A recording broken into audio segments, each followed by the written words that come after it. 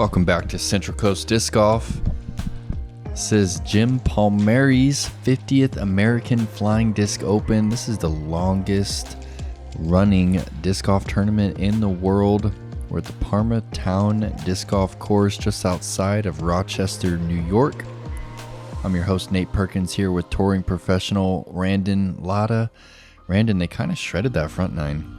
Yeah, they sure did. They executed some amazing shots and put up some hot scores.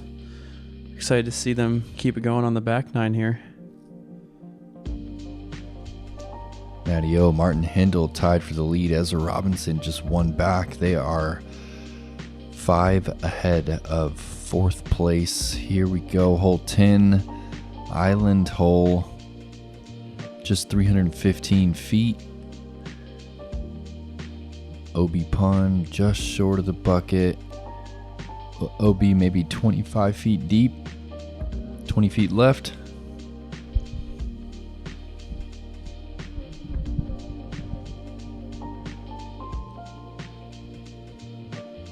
Yeah, this second round was beautiful. The sun came out, I believe it was mid-70s, and a bit of a slight breeze, and really made for a wonderful day of disc golf.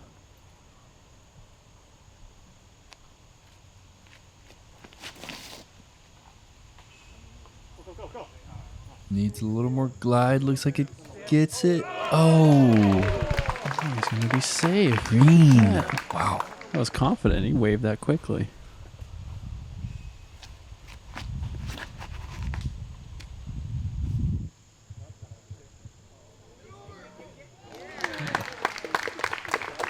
Also, showing the speed control, barely getting over the water, and both those are great shots.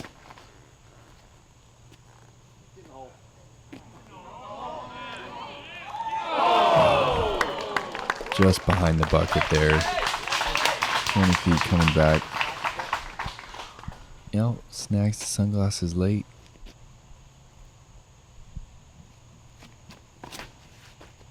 I wonder if sunglasses just aren't able to fit his face.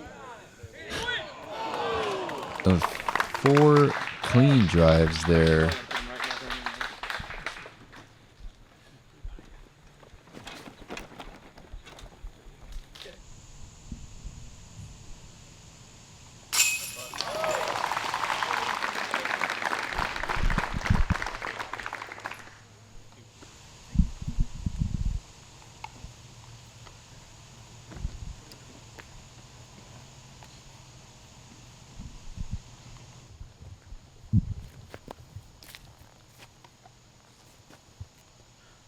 Yeah, hole 10 playing under par, averaging 2.7 for the day, and these guys showing you why.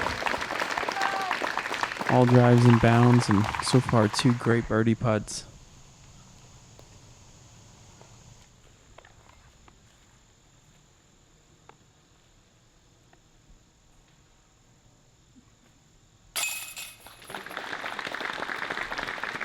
Tony following suit, heart of the chains, and Martin, after bouncing off the water's edge, is going to be the closest one. Won't even need to take a meter, it looks like.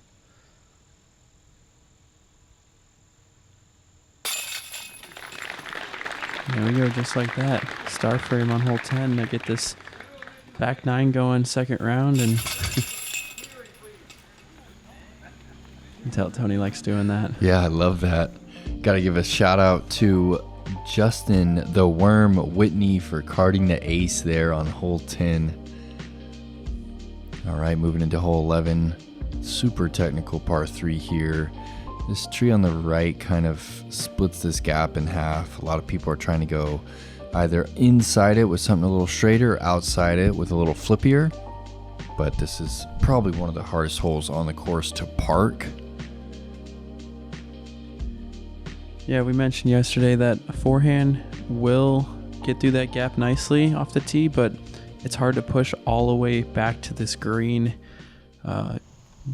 Really just got to figure out your highest percentage shot and stick with it. Oh, Marty going roller. This is sick. That is so tight to lay it down. There's just not a lot of airspace left to swing it. What a shot. That was incredible. He got that thing down quickly and on angle, and it's going to work out great. See Ezra going back to that F1 that he's been throwing on this hole, and right down the middle, just a bit short, but center of the fairway. He's gonna be happy with that.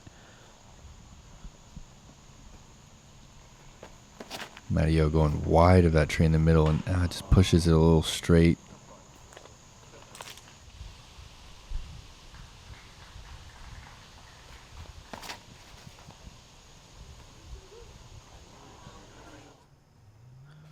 Wow, Tony also going wide with it. Sneaks through some trees, and he's going to find himself in the center of the fairway. Have a great look here at Matteo's upshot. Not too much in the way to obstruct it, and beautiful little touch shot with a putter, and have a chance to get up and down for par. Oh, Ezra Robinson from 55 feet. Double fist pump and the smile. That just had perfect pace on it. That's actually just the 5th birdie of the day. Hole 11 playing as the 3rd hardest hole on the course during round 2. And Marty, Oh my. This is gross, Randon. I mean, I said it. These guys were playing really good on the front 9, and they have not stopped. I mean, we only have green on the scorecard at the moment. This is amazing. And Marty giving us a little double fist pump as well. With a roller off the tee. That's just disgusting. Oh. Tony tickles chains from a long look, and he'll be okay with that. If he wasn't playing with this card, making it look so easy, a par in this hole is not bad at all. Matteo cleaning up after throwing a great upshot.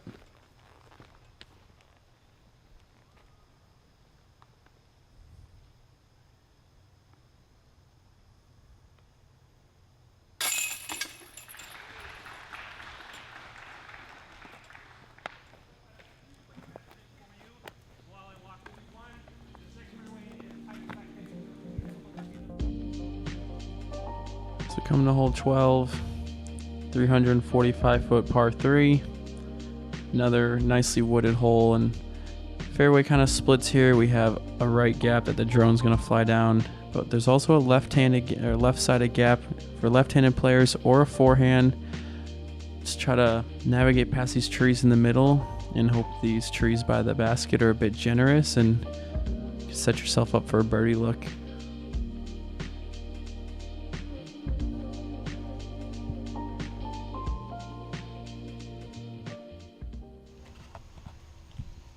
Marty taking the box. He's got the lead. Oh. Pulled it a bit. Kicks hard left. It's jail over there. Did you ever go over there and practice? I went over there today. Okay. It's tight. It's not friendly at all. And look at this. FX2. A little bit of Annie. Oh my. Within feet of the chains, and he's gone deep for the 2nd day in a row. See Matteo going back to that finger pop, and just a little bit left, and he's going to find a tree, but it looked like it had a generous kick. So what's it like over there on the left side? Is that like instant bogey territory? It can be. You definitely pray for a little bit of luck. There's a few smaller trees, but it's fairly open until you get closer to the basket. There's trees surrounding the entire green. I'll have to see just how far Marty kicked in, and looks like he's going to a sidearm roller. Oh, and that's just headed back into the other side of the rough. Gotta go.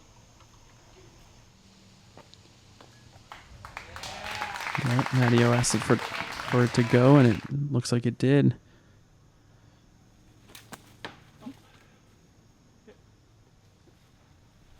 Man, Marty just catching one of those last trees coming out of this wooded side on the right, and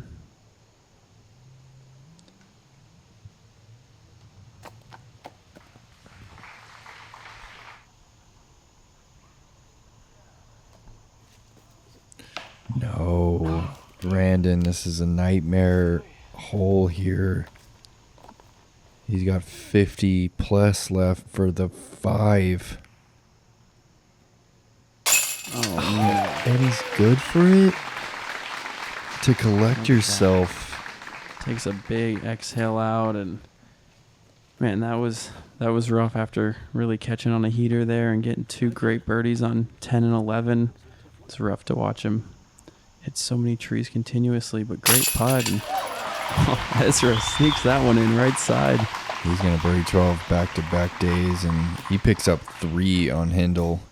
Moves into solo first place.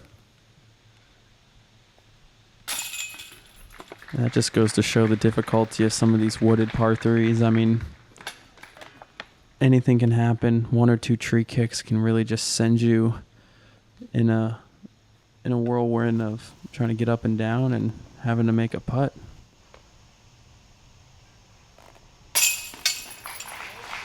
Audio cleaning up the par. Bit of a tricky stance there. You can tell all these trees so close to the basket.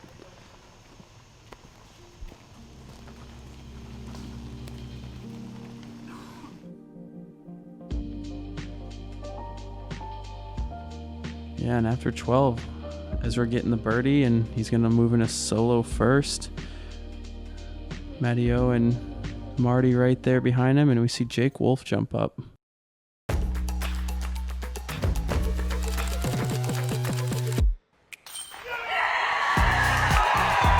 Katrina Allen! Maria Oliva! She's done it! Kristen Tatar! Sai Ananda! Stacy Galadia! Champion Open at Austin! Paige Pierce!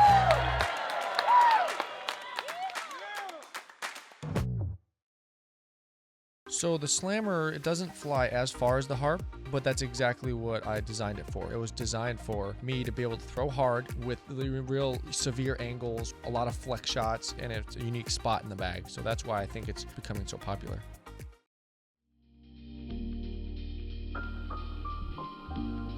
Hole 13, par 5. It's the only one for the MPO division. Plays 935 feet. OB down the whole right side. Doesn't come into play too much unless you try to get aggressive off the tee. You want to get past this willow tree here and try to just get through this gap as best you can and set yourself up for an approach shot. Basket is perched on a little rooted hill and can cause a little bit of a dramatic upshot. Really gotta be careful. Ezra opening up here with this D2.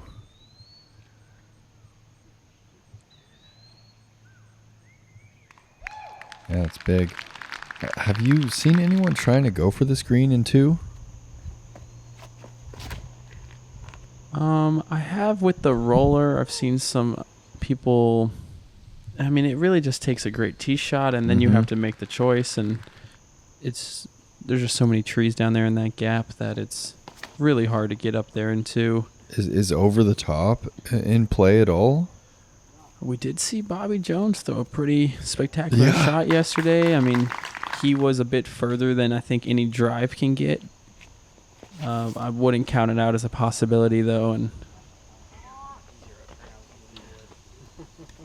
I'm already turning that over a little bit, but it's going to give him the green flag. He's going to be fine with that.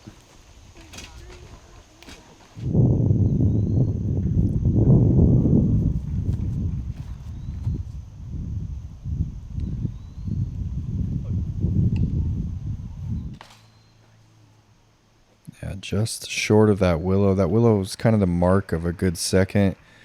If you get past that, you're going to have that angle.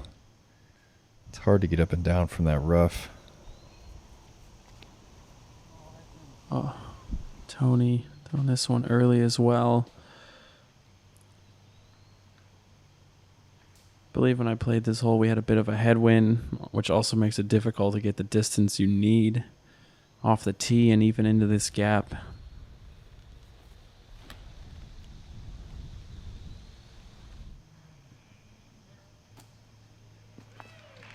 Yep, that's ideal. Yep, Matteo showing you a little bit of a sunglass flying off his head. Ezra going low under the branch. If this takes a big skip, he could be way in the gap. Oh, And it does. Cruising up the road. Might even have a little jump putt.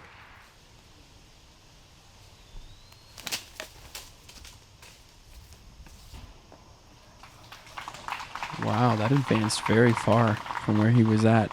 Could hear it fighting the whole way. Another forehand roller attempt. That last one kind of got him into trouble. That's out there though. Oh, slow speed flex here. Oh, just beautiful. Clean.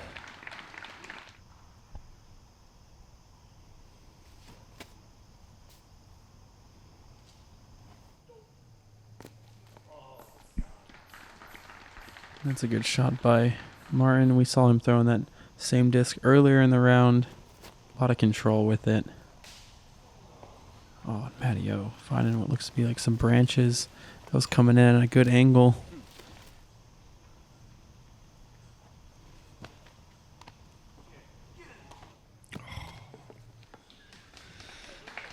Would have been pretty sweet.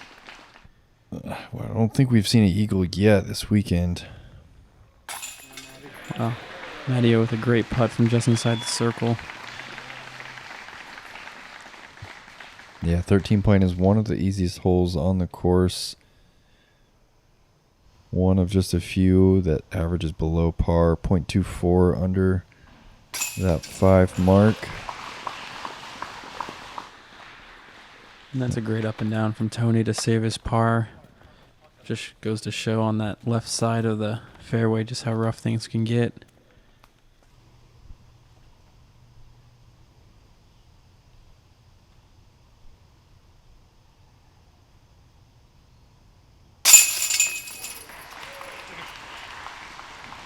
Martin's going to go ahead and do the same thing, and Ezra is going to be last here with a birdie attempt.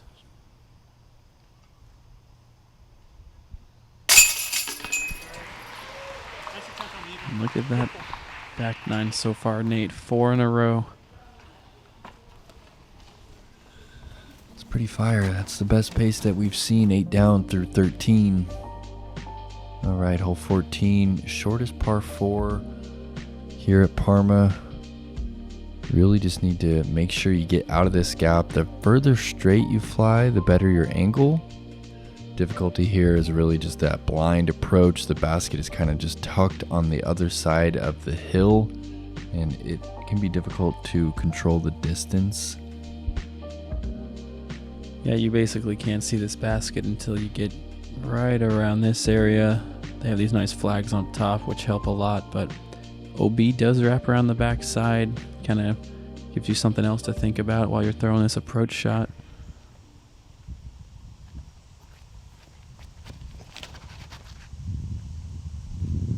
Ezra went with the roller yesterday, had it on too much cut. Looks like he makes the correction today. That looked like it was curling out there. Do you feel like there's a possibility of an eagle here as well? I almost feel like I could see the roller getting around that hill. Yeah, I think there's a higher eagle probability on this hole, only because it requires one really good shot instead of 2 on the previous hole. I believe we did have one the first round with Noah 5-ash. Oh, wow. Did he roll it? Carding the 2, and I believe it was a roller.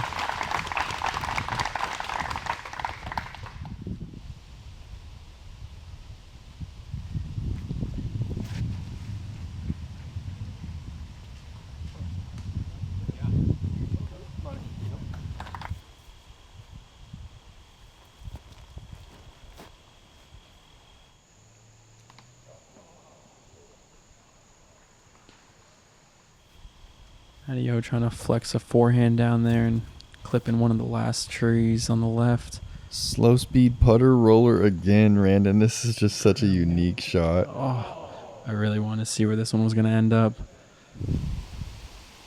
It's incredible touch and precision that shot takes, and Martin's one of the better players at it I've ever seen.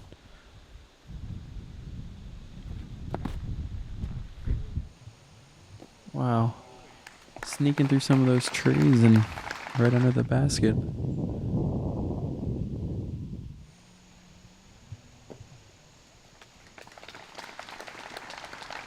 And that's an amazing drive right there, not leaving much of an upshot, just a little straddle jump putt. And Tony from the top of the hill, good 60 feet, almost ring it up.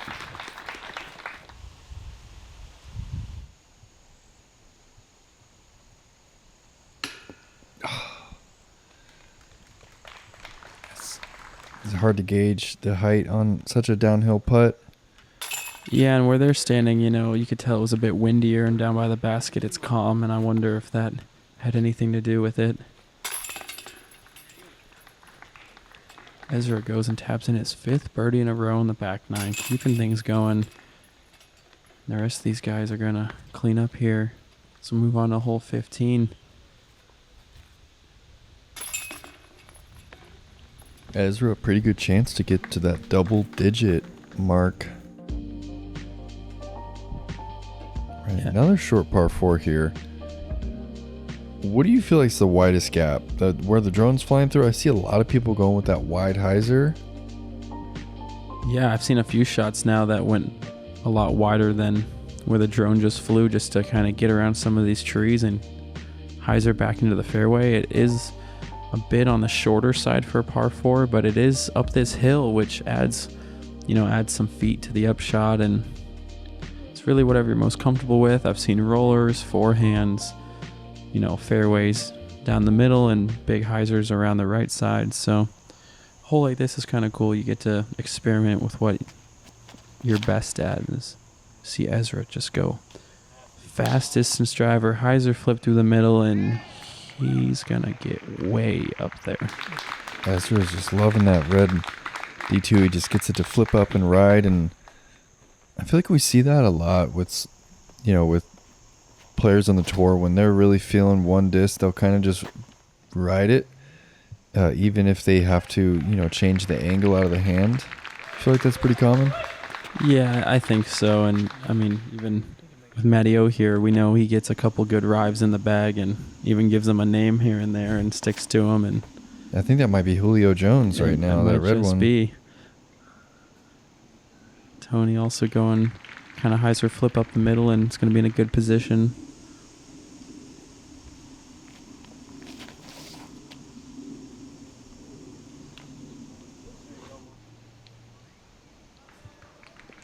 Oh, Martin doing a great drive. It's just tucked up against that tree. It's a bit unfortunate, but he's quite a ways up the fairway.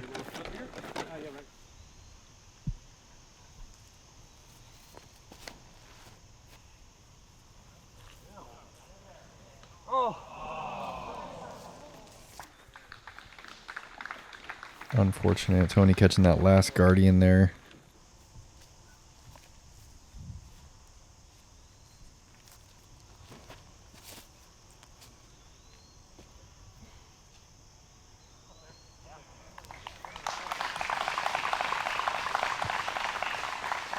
Yeah, Martin definitely pinched up against that tree a little bit, but makes it work.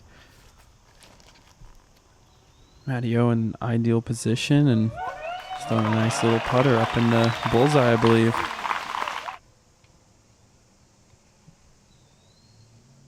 And both of these guys making this hole look easy, just biting off most of the distance off the tee.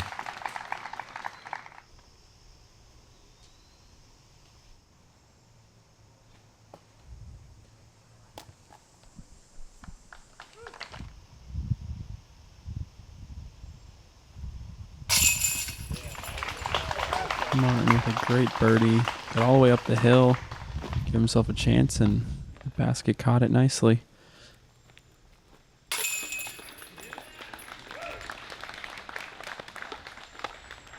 Look at that. 10 under 215. Ezra is just lights out on this back nine so far. Just going to blank it out. You got the little island hole coming up. 17's the hardest hole on the course, but it's possible to go perfect on the back the way he's throwing. Yeah, he's really found a groove here. And as we look at scores, we see Manabu really shooting good today. Jake Wolf on a heater. Zach Nash and a couple other names. Look at that, 11 strokes between first place and the top 10. You just really don't see that too much. We do have a thinner field here, but I mean, this card is kind of leaving the rest of the field behind. Little curveball of a par 3 here. It's 265, probably plays like 240. OB 35 feet short, 20 feet deep. If you miss this island, you're headed straight to a drop zone deep in circle 2.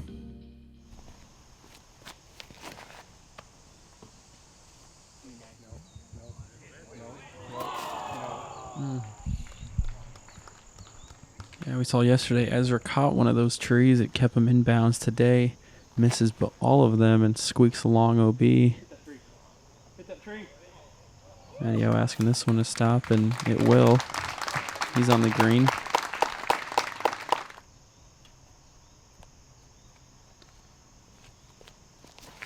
That will, unfortunately, stop Ezra's birdie streak. Has to go to the drop zone on the other side of the creek.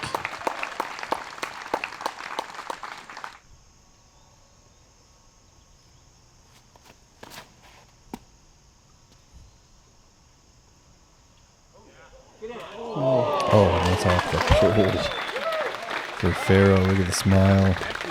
He's having a good time out here. It's going to get him to 4 down. Still a very respectable score. Yeah, the drop zone probably playing about 80 feet or so. Oh, wow.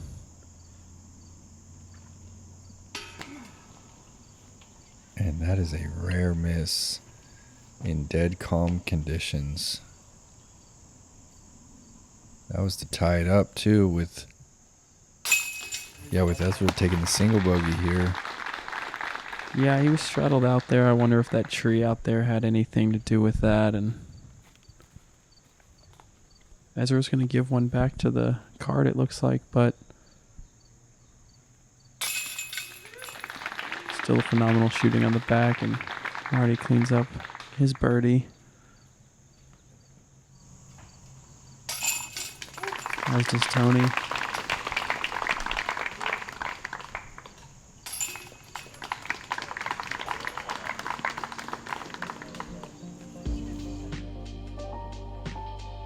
Move on to 17. Nate, you said it's the hardest hole on the course. Very demanding tee shot. It's uphill. One of the only uphill tee shots we have, and fairways lined with trees left and right. And I think the toughest part about this is getting all the way to this landing position right about here. It really opens up this fairway shot to get to the green. It's possible to get up that hill and flex into the fairway, but getting the distance off the tee is really what's crucial. I have a couple lone trees down here by the green that make things interesting, and plays 665 feet. And how far do you think it is to the ideal landing zone? To that Close dog to leg. 360, Oh, I'd yeah. guess. Maybe a bit further because it's uphill. Yeah, that distance is hard to get while also getting up and over this hill and keeping the nose down. Yeah, as we see these guys putting a bit of an Anheuser on it because you really need it to turn into the gap and then fade out nicely. Just the tricky part about this tee shot is we also see Matteo hitting the trees on the right, but he's going to get a different kick and go left. Should open up some different angles.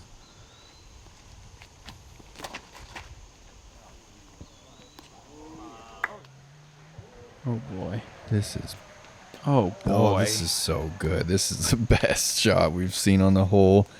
I don't think you can even do too much better. No, that's dream worthy. That's what you think about when you're sleeping. Tony just trying to kind of pitch out to the same area that Ezra just landed on his drive, and Hold it. Hold it, sit.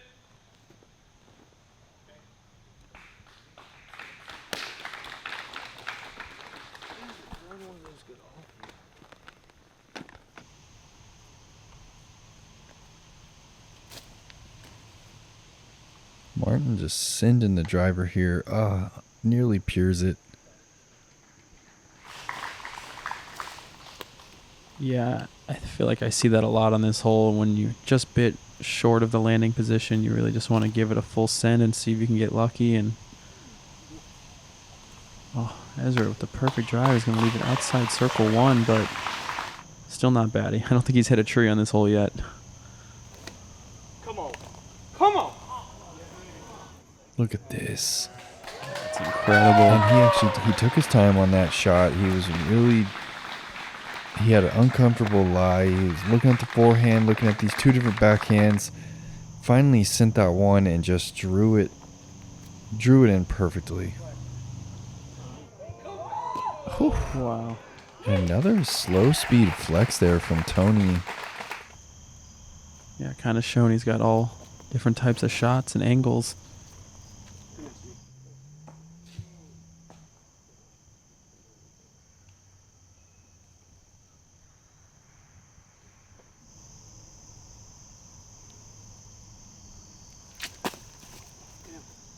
This for par. Going to be another bogey there for Martin.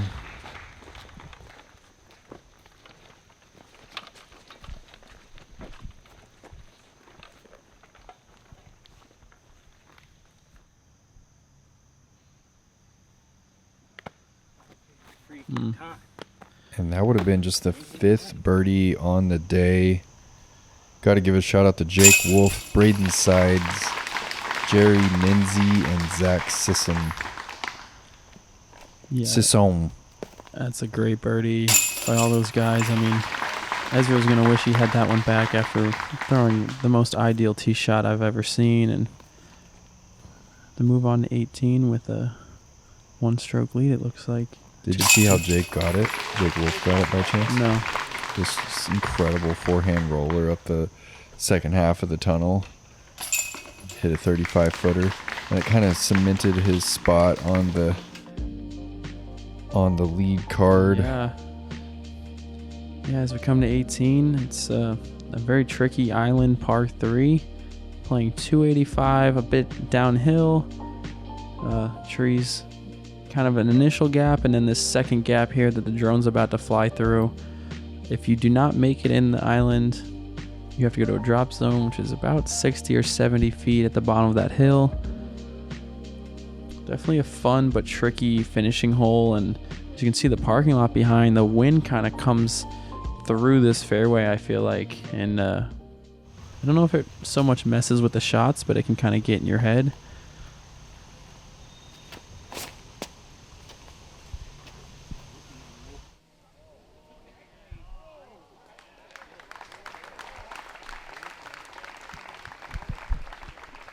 Tony opts for the forehand line. Yeah, I haven't It's seen gonna that work out line yet. fine. Oh, he loves it. Gets that last tree.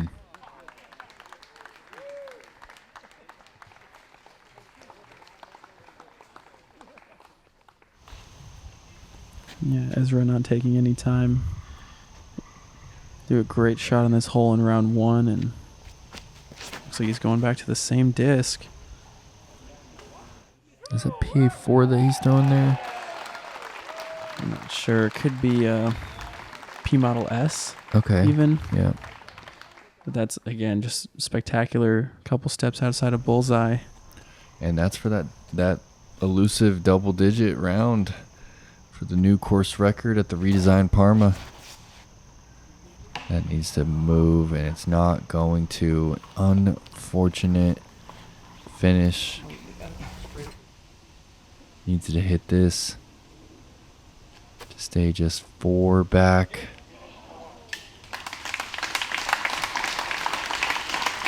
And he's going to lose 2 more to Ezra.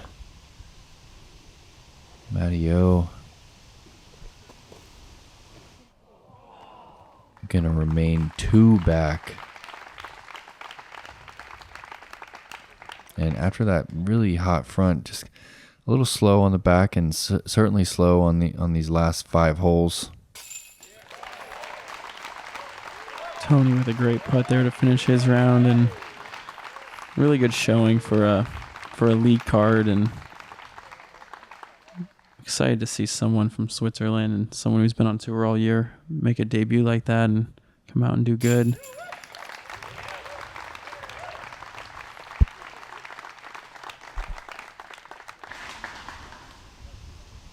And Martin with 5 overstrokes still shoots 4 down. He had 9 birdies on the day.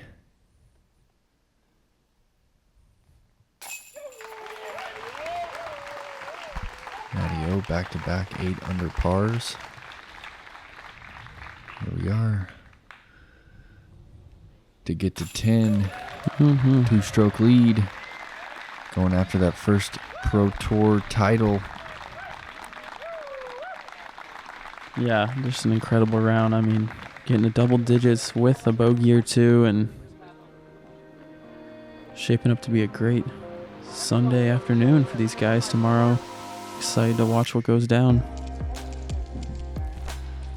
A lot of great golf on this lead card here for round 2. Yeah, collectively 27 under par. They shredded compared to the rest of the field. Taking a look at that leaderboard, Jake Wolf is going to join us after shooting a 9 under par. He jumps Tony Ferro. Manabu had it locked in and actually had to re-tee there on 17. Ended up taking a triple bogey there, but he's going to be on the chase card.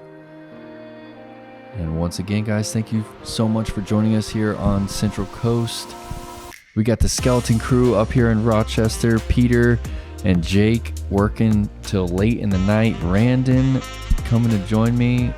Randon, you're randon.lada.dg over on Instagram. Yep, that's right. Yep, guys, go give him a follow. And of course, I'm Perks of Disc Golf. We'll see you tomorrow for the final round here in Rochester.